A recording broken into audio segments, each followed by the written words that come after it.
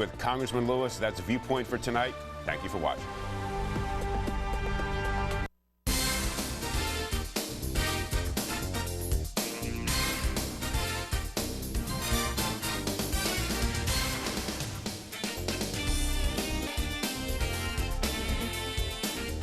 Welcome to the show. First of all, let's take a look at Governor Mitt Romney speaking at his press conference yesterday. Watch. They clearly sent mixed messages to the world, and the statement that came from the administration, and the embassy is the administration. The statement that came from the administration was a statement which is akin to apology, and I think was a severe miscalculation. That was Mitt Romney stammering his way through his famous gaffe that may have hurt his campaign irreparably. Today, our two experts will discuss, God forbid, what we might expect from a Romney presidency if he can actually come back from this. So please welcome Democratic National Committee member, commentator, and my good old pal, Robert Zimmerman. Also joining us is Republican commentator Lenny McAllister, author of Spoken Thoughts from an Amalgamated Advocate in Today's America.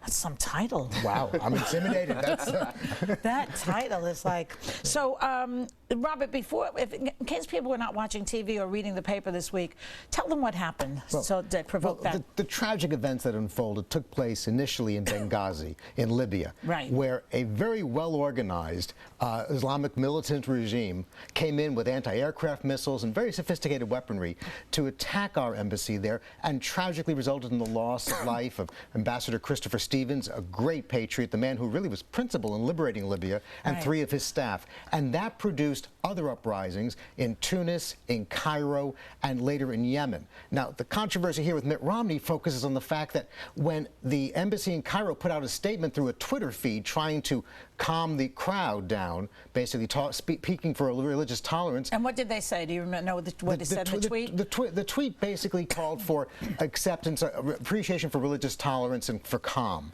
Which Romney then interpreted as backing off or bowing he to first the said it was. He first tried to say it was a statement from the administration, which was not the case. Right. It was not approved by the administration. Yeah. The embassy, quite frankly, were trying to fight for their safety by calming the crowd down by putting out that statement. And he tried to interpret this in a very opportunistic way, in my opinion, as representing the administration and tried to exploit a very tragic situation. What do you say to that, Lenny? Well, I think that Americans more often than not want to see appropriate differences when it comes to presidential candidates. When they look at situations like this, they ask themselves, is this an appropriate time to show those differences? I think that people on both sides of the aisle have felt that not only is this a tragedy of what transpired overseas, but the way this has played out has made this yet another political football at a time where we should be not only looking back on the events of 9/11 from 11 years ago, but this tragedy that just happened recently. So are you objecting to the timing of it or the fact that he said it? I think both, actually. So you're not on his side on this one? On this, I think there are several Republicans that look at this. There are several Republicans that look at this and say, this was not the appropriate time to do this. Perhaps you did not have all the facts. And sometimes you just need to back off and let the President of the United States be the president overseas. Or at least wait until he speaks. Exactly. But you see, Joy, this speaks to a bigger issue in the Republican Party, and that is every statement they make is guided by their hatred of Barack Obama. We looked at that Republican convention for 4 days in Tampa. They really should have spent those 4 days in anger management therapy. I mean, it really would have helped make them at least more rational and coherent in their statement. And maybe Christie would have lost some pounds with anger management therapy. You never know. But throw in a little Weight Watchers exactly.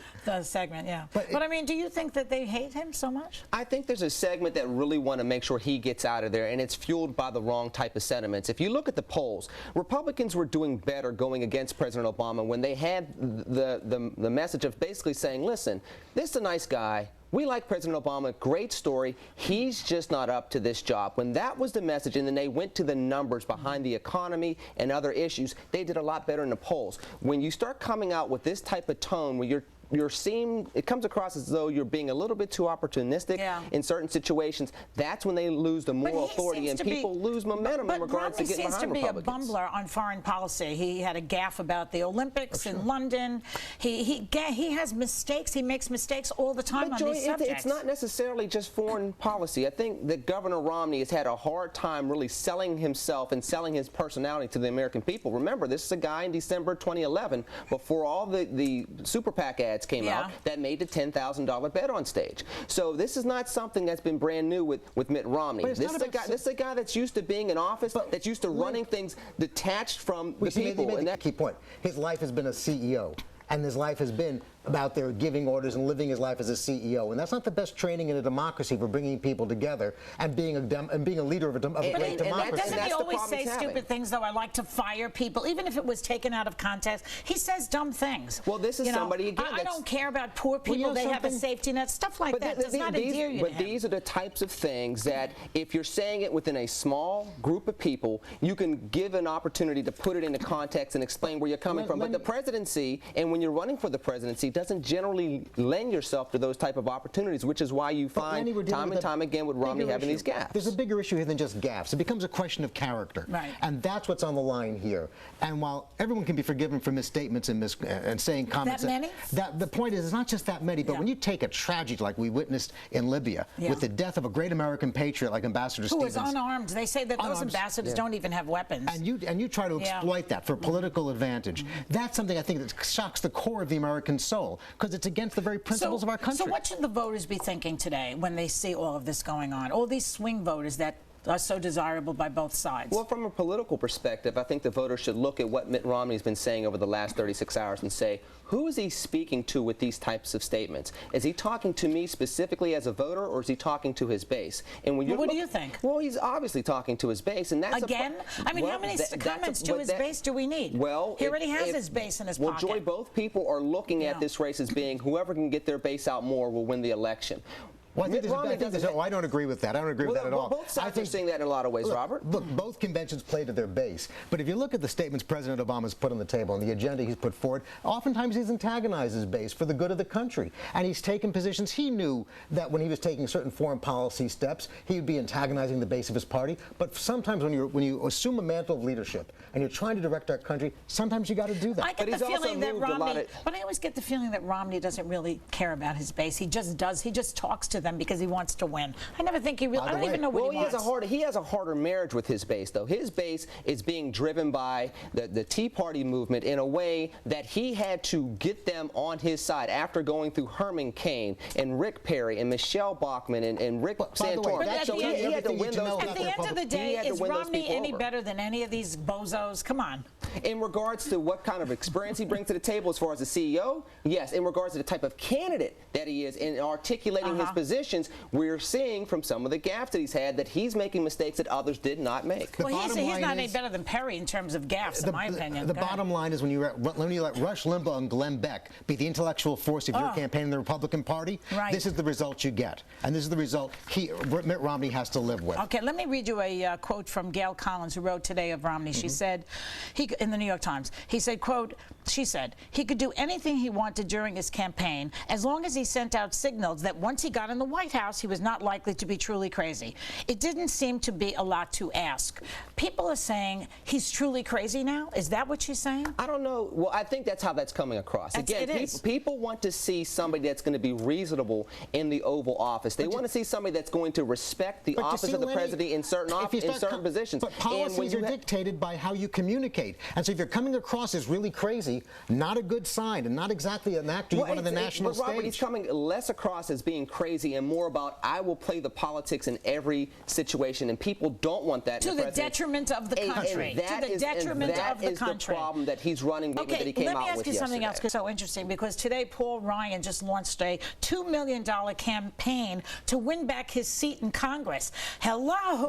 Is he signaling that he doesn't think he's going to be the vice president this time? What he's signaling is he knows that his brand is going to last in American politics for upwards of another 20 years. This is Mitt Romney's last hurrah. So he can put all of his eggs in that basket, or he can realize as a 42-year-old that is now a vice presidential candidate. Lenny, it's called hedging your bets. That's right. It's called hedging your bets, Lenny. We've seen people do this more than once in local elections all the way up to the national. He's not running for council, though. He's running for the vice presidency. I understand that, Robert, but again, we're still talking about a 42-year-old politician, and it would be wise for him to remind people of what his brand brings to the table. table, because remember, that brand brings value to Mitt Romney as well. That's the brand Mitt Romney's running on. Ending Medicare for future retirees, privatizing Social Fiscal Security. responsibility is the brand that they're running on as well, and a younger voice in the Republican Party talking about fiscal responsibility and moving the country forward. Fiscal responsibility for Mitt Romney. That may be just fine, but if you need student loans or vocational education for a career, or you're counting on Social Security or Medicare as a future retiree, this is not fiscal responsibility. It's exploiting the middle class in our country. This is an opportunity to at least start talking about the conversation to see how do we hedge off the debt that we're looking at and the financial cliff that we're looking at later this year. Even though a lot of Romney's detractors spoke from the Republican Party today, there were a couple of people who supported it. So I want to read you a couple of things. Here's one from Senator John Kyle, Republican from Arizona. He said of the criticism of Romney, it's like the judge telling the woman who got raped, you asked for it because of the way you dressed. Okay, that's the same thing. Lenny, why is rape the go-to word for Republicans these days? What is their problem? I don't know why. And I think that it's very disgusting that we continue to go down this path. We saw this last month with Todd Akin and others. I think that it's a very dangerous way to go down in regards to politics. And just from an ethical standpoint, I think we genuinely need to take a step back and start looking at the diversity of America and how we communicate with Americans. Republicans have to remember we're not America. You saw the Republican convention was. You looked around that room. It looked like it was catered by Meals on Wheels. I understand that, Robert, but that's still a problem that we have to look at. I want you to look at some sound from 60 Minutes of President Obama speaking. Let's just watch that for a minute before we go. I think that if you look at how most Republicans have reacted, most elected officials, they've reacted responsibly, waiting to find out the facts before they talked, making sure that our #1 priority is the safety and security of American personnel. It appears that Governor Romney didn't have his facts right. Okay, who seems more presidential to you at this point? It's very telling that, in fact, very telling that not one Republican leader in Congress supported Mitt Romney's statement. And you see Barack Obama as president. Reince Priebus.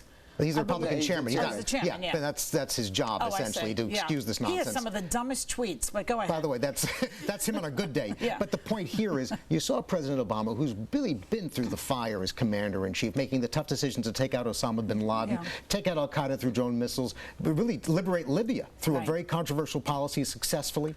You see the wisdom of his leadership and the measure of the man by his calm and by his rational thinking. It seems like Obama's more of a hawk these days than the Republicans. He increased the drone attacks, and he does have the Osama bin Laden raid on his side. This is part of the reason why Republicans wanted to stay away from foreign policy and stick to the domestic economy as much as they possibly could. But he stuck his foot in his mouth yet again. Thank you guys very much for coming. I so enjoyed it, Lenny and Robert. Next, we'll talk to author Hannah Rosen about The End of Men. Maybe you don't want to watch this. That. No, I have enough aggravation. No, you'll never disappear. She's wrong. She's wrong.